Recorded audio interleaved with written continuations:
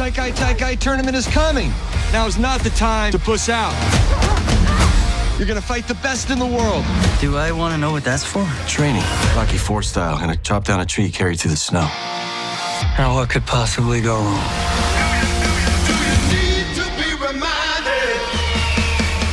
What's up, everyone? Perry Nemiroff here for Rotten Tomatoes. I am lucky enough to be sitting with a group of some of my favorite people on this planet, the cast of Cobra Kai Season 6. Woo! Yeah. I can't believe how much Cobra Kai I've covered, and I'm so grateful for it.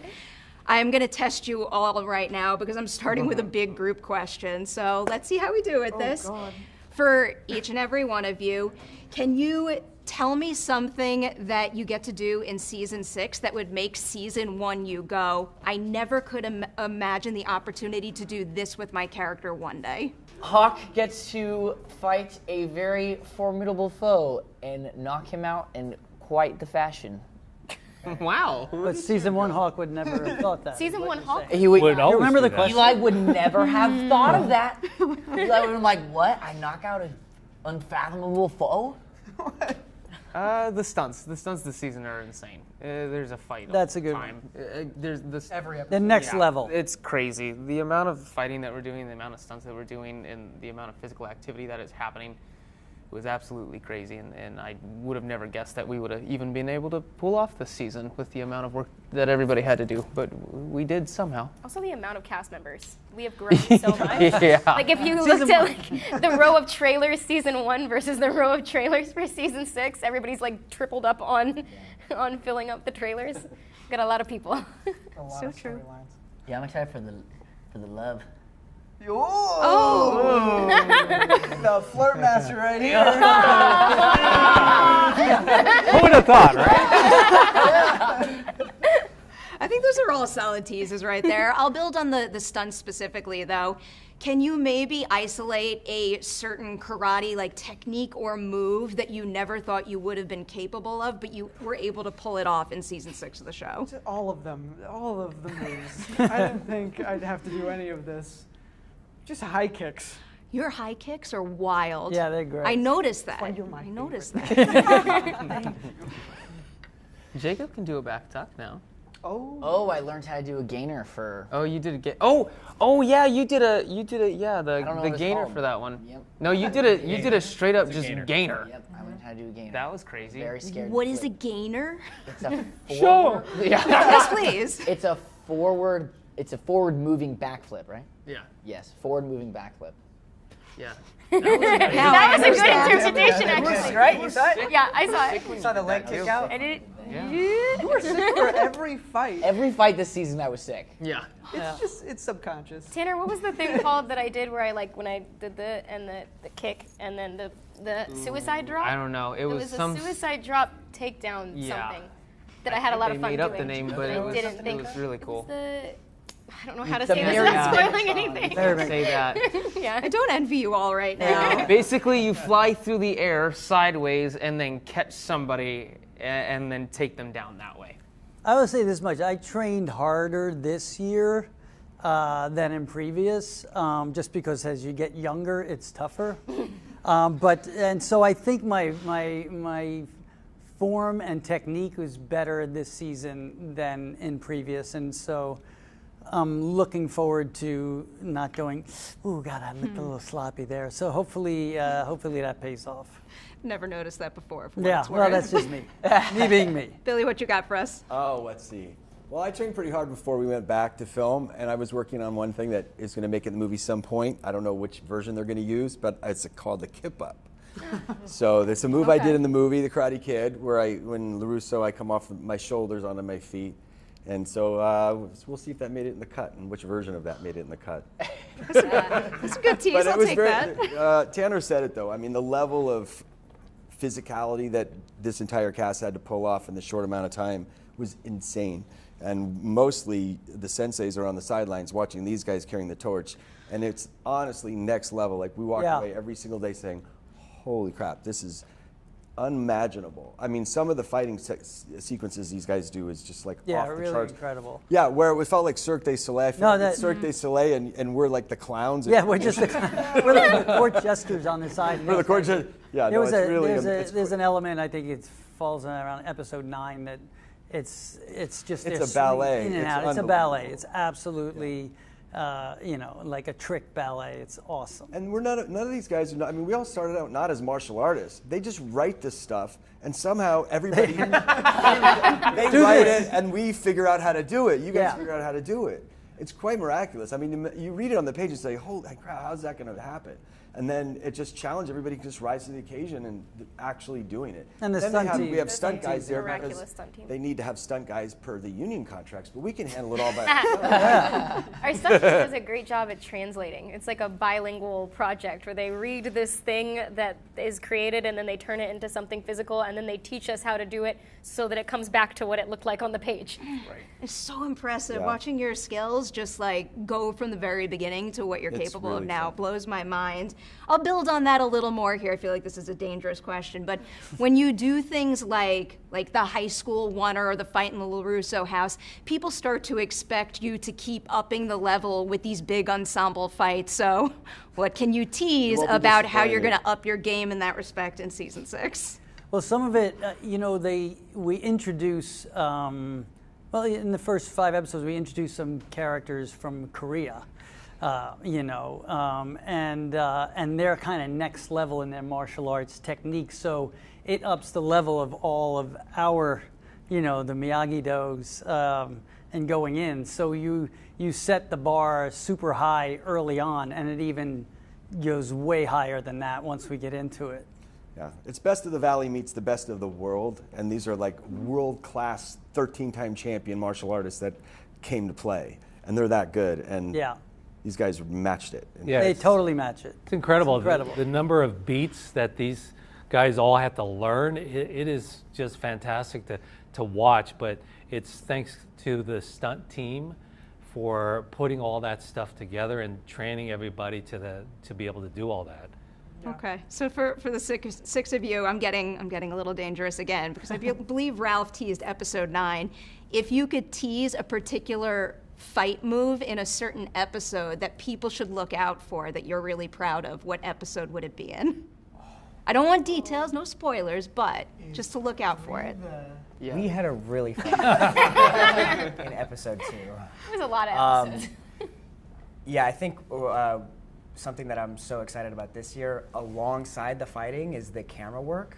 We have a DP, Abe, this year, who I think really has taken this last season to a whole new cinematic level, and I think that fight in particular, I think, is one of the earlier boom, like this is different last season. Okay, can Victory. confirm.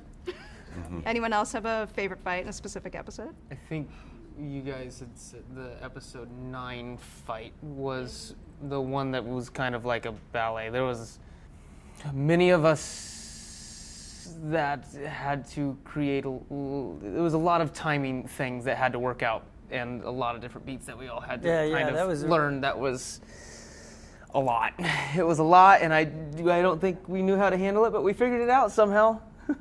Yeah, and episode 3 has a great, when I mentioned the Korea kids, Kwon and Yoon, 2 new characters that are introduced in that episode, have a great fight. It's a true classic martial arts fight outside at night, and it really, I think it helps set the standard for what's about to come and what some of these guys have to deal with. So as far as in the first part 1 drop, It's a good tease, I'm too. a little partial to it myself. That was beautifully directed, by the way. Who directed Who directed that episode? I directed that episode. I gotta cheer on my. No, the kids were amazing. That fight is really. It looks great. great. It's at night in Korea, the torches. It's great. It's great. I'll answer that question myself, too. Peyton Mary, your fight in episode 5. I won't spoil anything, but I love the marriage of really well-executed stunt work with highly emotional material. So, job very well done. Very well done. All right, let's get into some plot points now.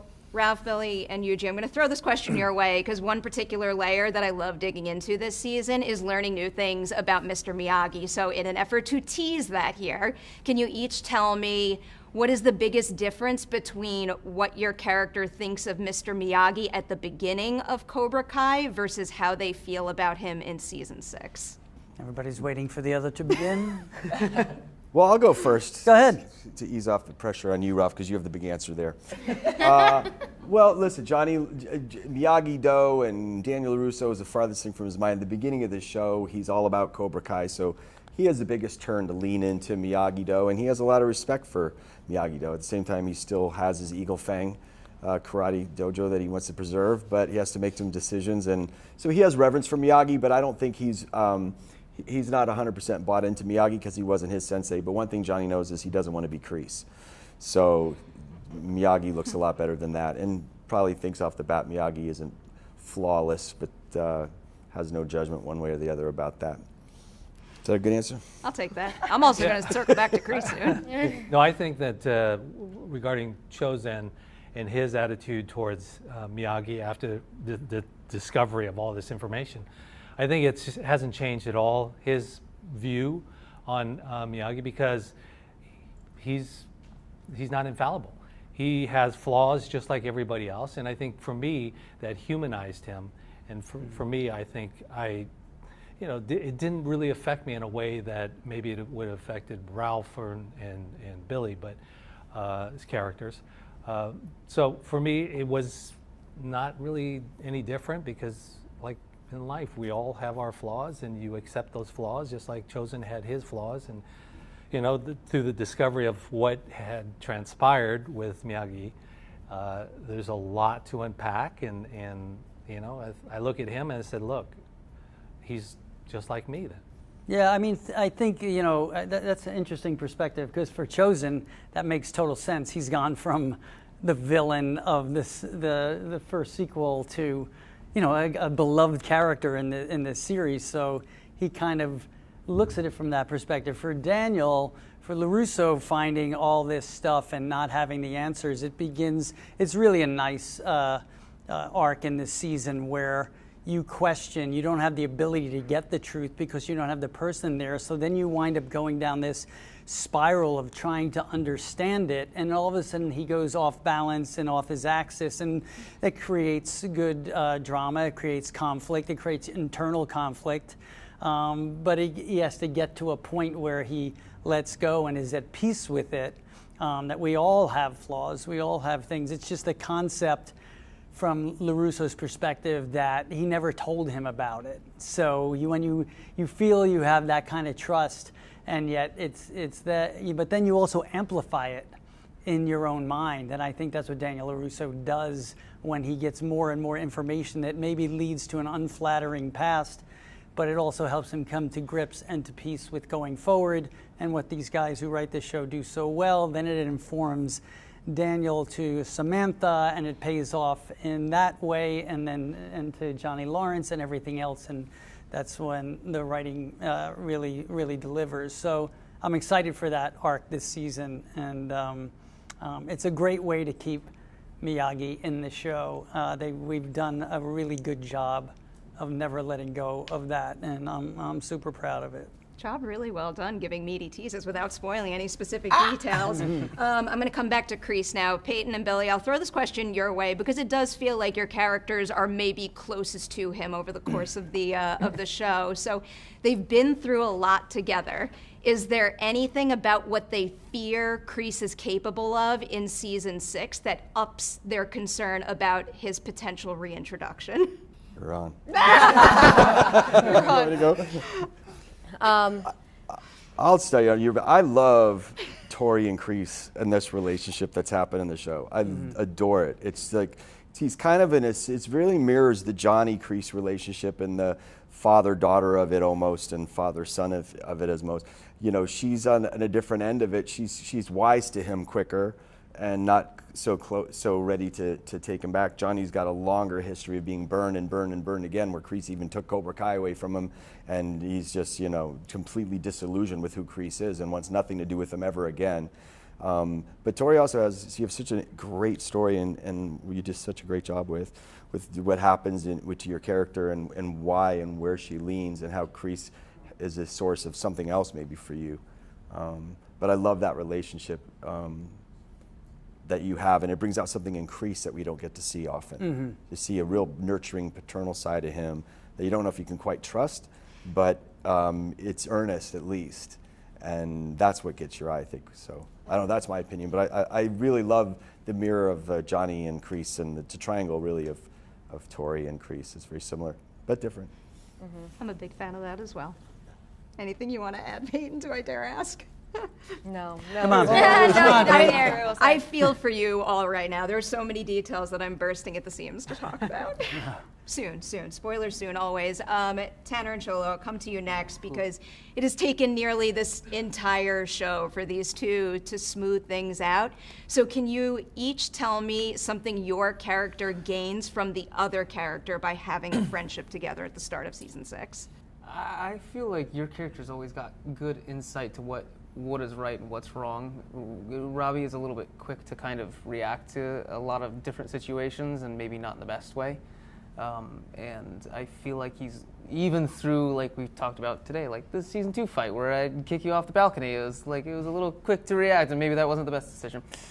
But I feel like Miguel makes a lot more informed decisions because he looks at everything from all sides, and Robbie is trying to kind of pick up on those attributes that he has because it's something that is very nice about Miguel. Thank you. Thank you. I 100% agree.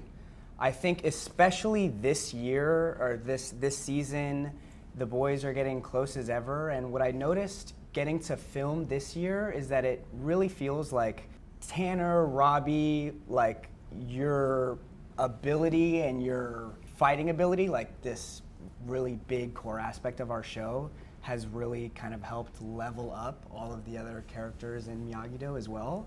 And I think with the way the dominoes fall this year, that dynamic, especially between Miguel and Robbie, is really fun for me to play because it's been different. We've been separated for a lot of these years. First year, barely had any scenes together. Second year, maybe had some scenes. So now being in a lot of scenes together and really getting to like brothers, like friends would, right? Getting to work out the kinks has been really fun. It's one of the most satisfying things for a longtime fan, too. I love seeing you all come together, and I love the big ensemble scenes. A somewhat similar but slightly different question for you, Mary and Peyton, because they're like somewhat in a similar position in their friendship. They start to smooth things out at the end of season 5. So to twist that a little for you, is there anything you think your character would have to gain from having a true friendship with the other finally?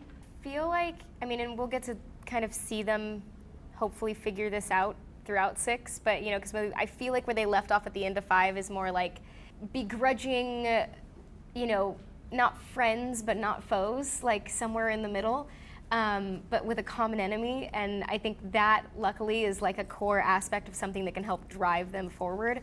But I think that just from the outside perspective, looking at who Tori is and what I hope Sam could gain from her, would be, Sam has, I feel like she puts her whole heart into everything that she does, but she lets her heart lead sometimes in such a way that there's a lot of repercussions, and I think Tori maybe holds her heart back a lot more significantly than Sam does, but I think there's a balance, ironically, somewhere in the middle that Sam could gain from Tori's perspective, her life experience, just having a different upbringing and a different perspective on life, and then and also, her fighting, their styles are very different, so I think there's like a cool aspect to kind of what you were saying about Robbie and Miguel, like that there's an aspect to that being another part of our dialogue that we have with each other that becomes like a different conversation we can have together. Beautiful way to describe that. How about for you, Peyton?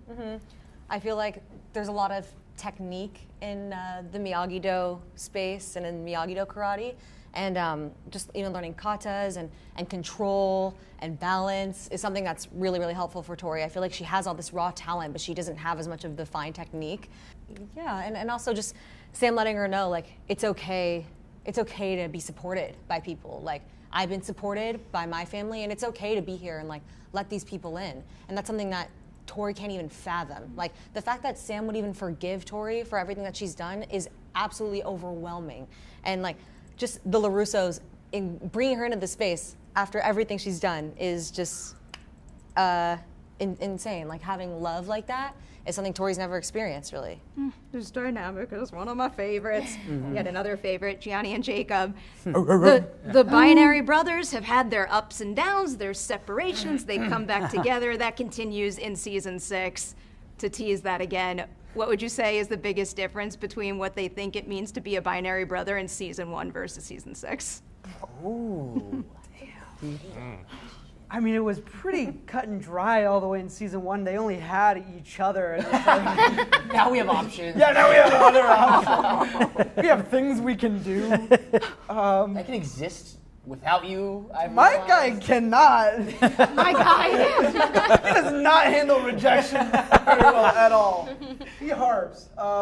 He's a harper. He's a harper, man. Yeah, I don't know. What does it take to be a binary bro? I mean, yeah, we have our ups and downs. Get the definition. Yeah, we have our ups and downs, like, you know, any other friendship. Maybe a little bit more violent than others. I think I would view it this way. I feel like Dimitri and Eli were young high school lovers and only knew each other, and then they had a really rough breakup, and they, you know, dated other people, got some life experience, and they came back, and now they're like, wait, what we had truly was special, and we've gained a lot of experience through being broken up. Really great makeup sex. Yeah. What? What? Yo, Billy did not like that. Billy did not like that joke. I don't know about that. Sorry, spoilers. I feel like the comparison was kind of It was appropriate. pretty good. It was pretty good. It was well done. I Did you good, Billy? think it was a perfect analogy. Would you like to sit next to each other? I feel like there's no good segue from that to literally Yeah. anything. Let's go to a talk commercial. about the Saikai Taikai. For the 6 of you, I want to know Speaking of makeup sex. what is your character's greatest strength and greatest weakness going into the competition? I think Sam's greatest strength is that she has like kind of almost, I don't know, it's funny that like the same thing Peyton was saying about I guess Sam's like relationship with her parents and like the like having something to fall back on and like letting herself lean into that. Like I feel like she has the lineage of Miyagi-Do to like lean back on, having known Mr. Miyagi in her life, having her dad be such a crucial and central pillar of self-esteem in her life, and then now having Shozen as well as another like connection to her life with her like young childhood of learning karate with Mr. Miyagi. So I feel like she has this like this true like very strong belief system to come back to when she gets lost in the storm. But I do think that on the other side of the coin, her weakness maybe is that she kind of, you know, she dabbled in Johnny's Eagle Fang for a second there, and she learned from it. I appreciate it. She learned. Tornado against the watermelon was impressed. But I think that it is a little bit of the like, you know, hopefully that weakness gets rectified to an extent of exposure to new styles. But she kind of has lived in her own little world with karate, and it's maybe she needs to open those doors and be a little more open to other perspectives. I could see that. Who wants to jump in next? Johnny's greatest strength going into the tournament is his son. And his weakness is the binary brothers. Other than that, there's the strength right here. That question wasn't for the senseis, was it? I mean, not really, but I'll take You that. could I'll totally take cut that. it. Tanner, what do you think? I definitely know greatest weakness for Robbie is clouded judgment because of heightened emotions. His greatest strength, I don't think he's found it yet. I don't know what it is, but I can definitely pick out his weakness of what, you know, he needs to work on within kind of the tournament and fighting space. Robbie's got a good heart. Robbie's got Chip the off your old fire. block. He's got the fire. He does have the fire, bro. I will say when his strength is when he's determined and he is focused, I feel like he's pretty unstoppable. There you go. Yeah. There you go. Robbie has the fire, bro. Who certainly has many strengths. Who's up next? Tori's strength is also her weakness, which I think is to be really impulsive. Ooh. Whoa. Her greatest strength is her weakness. Dun dun dun. Yo. Cares too much. She's also got the fire. They all have the fire at this You point. got the fire, bro. And I've got the fire. For biggest weakness, I think Miguel has this season maybe let the pressures of high school get to him a bit. Like I'm exploring a lot this year, like going back to college applications and the feeling of being a senior in high school and how that agitation kind of can permeate other areas of your life. I think that's kind of one of the weaknesses going into the Sekai Taikai. Similar to maybe Robbie is maybe overly emotional, very quick to react. A strength, I like to think that Miguel in these times can be a bit of someone to rally the troops. There was moments definitely that I think all of us kind of stepped up to the plate to do just that, and it's been all of our Solid strength. stuff. All right, Gianni, Jacob, do you want to take us home on this? Yeah, I mean, this season without. Yeah, Hawk's biggest strength. I would say, No, speak on it. his biggest strength is just his power and speed. Oh my lord. And a weakness? Weakness? That he talks about. I'm his- lost. No. His weakness is probably. I think Hawk when. This is not a bit. He can't think of a weakness. I got one. This is not a He's bit. struggling. When he gets riled up, I think he acts when he's emotional. His back tattoo really itches sometimes. Yeah. He avoids conflict too much. What are you talking about? He beats everyone up. Yeah, but that's when he's angry. Oh, okay. That's not he avoids dealing with the Oh, problem. yes. He involves himself in Emotional conflict. He just doesn't fix anything. Yeah. Hawk is We'll not, tell you all your weaknesses. Payne's Hawk is very let me pull up the self-aware, but will list. not fix it. That's Hawk's problem. He's mastered the first step. Cannot do the second. It's not. I don't know that. Okay. I would say that Dimitri's weakness this season, without spoiling anything, is he's really got to prove himself. He goes on this whole thing of like, I don't need my binary bro. You know, we're broken. Okay, without spoilers. No, that's in the first 5. Yeah, that's In the first 5. Oh Before. God. Okay. Whatever. But we have editors. Machio said, whatever, you're good. Whatever Machio says, I Austin do. said it's good. He says jump, and I say where. That's it. Off where? Off where. Yeah, he's just trying to prove himself, and so he kind of gets caught up in that, and it bites him in the butt later on. We'll see how. I don't know. What? And then his strength? I'll get back to you on that. High kicks. I think your biggest weakness is each other. Yeah. That's your biggest weakness is each other, but it's also your biggest strength. Also, So how's this Ooh, gonna? I like that answer. Did you like that answer? I So do did like the that sirens. answer. It felt like I hit it out of the park. I feel like that should have happened when But someone that's said a true. spoiler. They are each other's strength and each other's weakness. I Like, think we should you guys have do this evolved again. into more, you're badasses. But at the core, you're these boys that had a dream together, and that dream was interrupted by Johnny Lawrence and Daniel Rosa, and ruining your. We've completely come in between you, but we've empowered you at the same time. And that's caused you to spin a little bit out of control and blow some things up, and hopefully you guys will make up and come back together.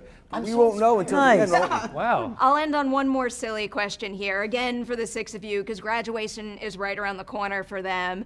Let's say you could flash forward 10 years and they're all getting back together for their high school reunion. What might they look like? What might their vibe be like? What are they up to? What ideas do you have? I would love to see that episode, by the way. Like And the Lenny brawl that Kravitz takes place. at the 10-year reunion. You're saying Hawk? Yeah. Yeah. Yeah. Yeah. Dating an older flame. What? Okay. Okay. Okay. I had nothing for Hawk and myself. Cougar. Yeah. I mean, I like to not forget the fact that Sam was also like a science geek and like loved science when we met her. I think she's kept that up along with her karate studies. Cutting so up I pigs. think she's shut up. No, I think she's. I like to imagine that she is off studying like Pigs? biology, animals, like nature somewhere cool in the world, and like hopefully, in my opinion, somewhere close to Okinawa. And she's keeping up with her karate, and she comes back to the reunion with that. Oh, we believe that. Dimitri would just be like every tech bro in Silicon Valley. Just, Is he wearing like the turtleneck? Yeah, he'll wear like that big like black turtleneck. Just he made it. He's just full facial reconstruction surgery. Yeah, man. Yeah, he's In 10 years? Yeah, he's a billionaire. He doesn't care. Whoa. Robbie's a billionaire. Okay, you keep saying this. How is Robbie a billionaire? Huh? What is the thing that makes? I know. I've gone from millionaire to billionaire now, and I don't know how I've gotten there, but He's I'm gonna going be there. trillionaire when you ask him next time. The dojo empire transfers to Robbie, Yes. and he continues to turn it into a thriving business. I also think that Dimitri is like Sandy and Romeo and Michelle's high school reunion, and he is the coolest person at it. Oh.